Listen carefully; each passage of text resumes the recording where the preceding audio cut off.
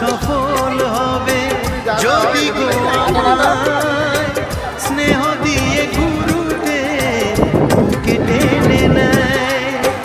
গুরুকে জানাই আমি শ্রদ্ধা প্রণাম, তাই তো গুরুর মান রাখতে এলাম।